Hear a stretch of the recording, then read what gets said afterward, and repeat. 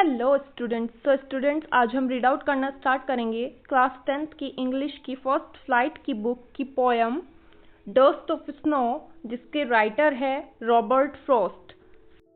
So let's start to read out the introduction of the poem. So firstly we read about the poem. The poem is very short, only 8 lines, but it carries a deep meaning. ये poem बहुत छोटी poem है, सिर्फ 8 लाइनों की poem है, लेकिन ये हमें बहुत ज़्यादा गहरा अर्थ समझाती है, एक गहरा संदेश हमें देती है. It shows how small incidents in nature can bring about big changes in our mood and thoughts. और इसमें दिखाया गया है कि कैसे प्रकृति के छोटे छोटे इंसिडेंट्स भी हमारे मन को और हमारी सोच को बदल सकते हैं.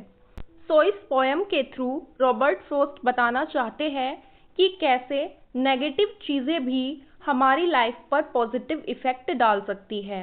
वो बस हमारे नज़रिए पर डिपेंड करता है कि हम उस चीज़ को कैसे देखते हैं, हम उसे पॉजिटिवली देखते हैं या फिर नेगेटिवली देखते हैं. So let's start to read out the poem in detail.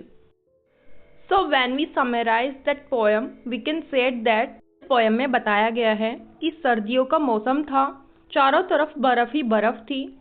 So जो रॉबर्ट फ्रॉस्ट है, इस पोएम के जो पोइट है, वो कहीं जा रहे होते हैं और उनका मूड भी बहुत ज़्यादा ख़राब था, वो बहुत ज़्यादा सैड नज़र आ रहे थे. So वो एक हेमलॉक ट्री के नीचे खड़े होते हैं, तो ऊपर वो देखते हैं कि एक कौवा बैठा हुआ था उस हेमलॉक ट्री के ऊपर और वो कुछ मूवमेंट करता है. उसकी वजह से उनके ऊपर, हेमलॉक ट्री के ऊपर जो बर्फ़ जमी हुई थी, उसके कुछ टुकड़े उनके कंधे पर आकर गिर जाते हैं.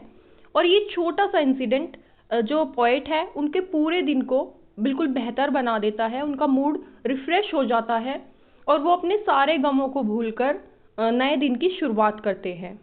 तो इस पोएम के थ्रू जो पोइट है वो समझाना चाहते हैं कि जिन चीज़ों को हमारी सोसाइटी नेगेटिव मानती है, नकारात्मक मानती है, जैसे कि क्रो है, उसे भी अनलक्की माना जाता है. इवन फॉरेन में भी उसे अनलक्की माना जाता है कि वो ग्लूम का सिंबल है.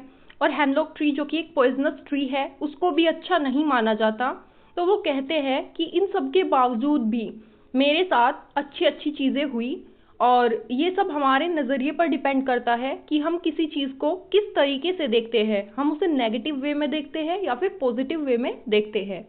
और वो कहते हैं कि कभी कभी छोटे छोटे प्रकृति के इंसिडेंट्स भी हमारी लाइफ के कुछ पलों को खराब होने से बचा लेते हैं.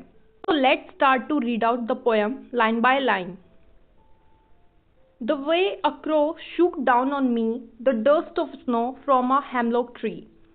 सो जो पोएट है वो एक हेमलॉक ट्री के नीचे खड़े हुए थे, जो कि एक पॉइजनस ट्री है और इसको सैड और डेथ का सिंबल माना जाता है, इस हेमलॉक ट्री को भी.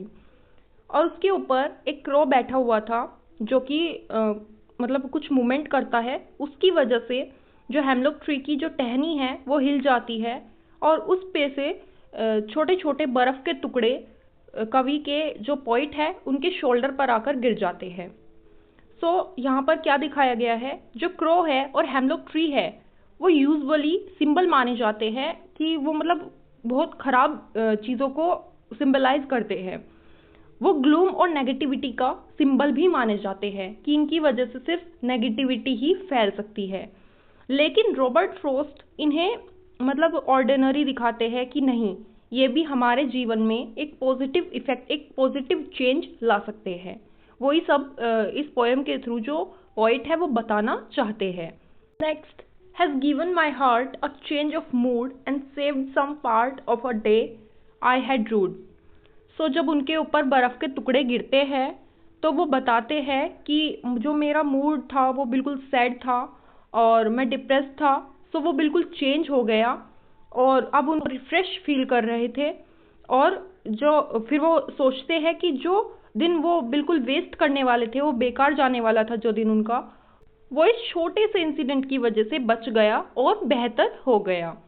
सो इसमें मैसेज देते हुए बोलते हैं वो कि a simple act of nature can lift out our spirits and helps us to at life more positively. कि प्रकृति के छोटे छोटे इंसिडेंट्स भी हमारी लाइफ को पॉजिटिव वे में ले जा सकते हैं.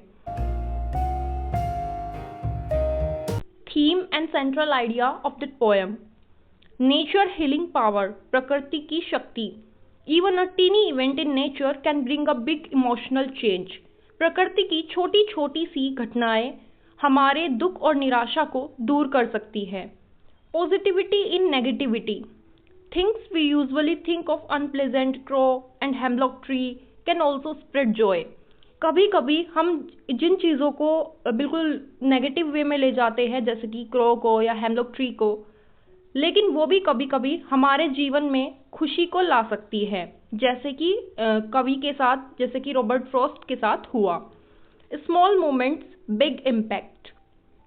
छोटी घटनाएं लेकिन बड़ा असर। A small incident can make our day better and teach us to the value little joys। कि एक छोटी सी घटना भी हमारे पूरे दिन को अच्छा कर सकती है, उसे बेहतर बना सकती है। हमें सिखाती है कि हमें छोटी छोटी खुशियों को भी, छोटे छोटे खुशी के पलों को भी एंजॉय करना चाहिए। So let's read out the key points of that poem, जिसकी वजह से आपको इस पोएम को याद करने में आसानी होगी और इसके क्वेश्चन आंसर्स भी लर्न करने में आसानी होगी। सो इसके पोइट कौन है? Robert Frost. सो सिंबल्स देखते हैं हम इस पोएम के पहले कि इसमें सिंबल्स क्या क्या दिखाए गए हैं। सबसे फर्स्ट क्रो, जो कि सैडनेस को, ओमेन, नेगेटिविटी, इन सबको रिप्रेजेंट करता है। हेमलॉक ट्री पॉइजनस ट्री है और वो सोरो को रिप्रेजेंट करता है, दुख को दिखाता है। Snow purity, calmness and Joy को रिप्रेजेंट करता है। देन उसके बाद हम देखते हैं मूड बिफोर इंसिडेंट। इस जो वो छोटा सा इंसिडेंट होता है ना पोइट के साथ, उसके पहले उनका मूड कैसा था? उनका मूड सैड था, वो रिग्रेटफुल थे, ग्लूमी थे, मतलब वो दुखी थे बहुत ज़्यादा। मूड आफ्टर इंसिडेंट, और उस इंसिडेंट के बाद उनका मूड कैसा हो गया? उनका मूड हैप्पी हो गया, वो रिफ्रेश हो गए और होपफुल हो गए। सो इसमें मैसेज क्या दिया हुआ है पोइट ने?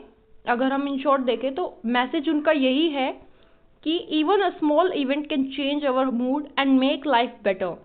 कि प्रकृति के छोटे छोटे इंसिडेंट भी हमारे मूड को, हमारे मन को चेंज कर सकते हैं और हमारी लाइफ को बेटर बना सकते हैं, हमें जीवन जीने की आशा दे सकते हैं, जैसे कि रॉबर्ट फ्रॉस्ट के साथ होता है। सो स्टूडेंट्स, आपकी ये पोएम फुल्ली कंप्लीट हो चुकी है। सो नेक्स्ट वीडियो में हम स्टार्ट करेंगे नेक्स्ट चैप्टर को रीड आउट करना। So thank you for watching my video.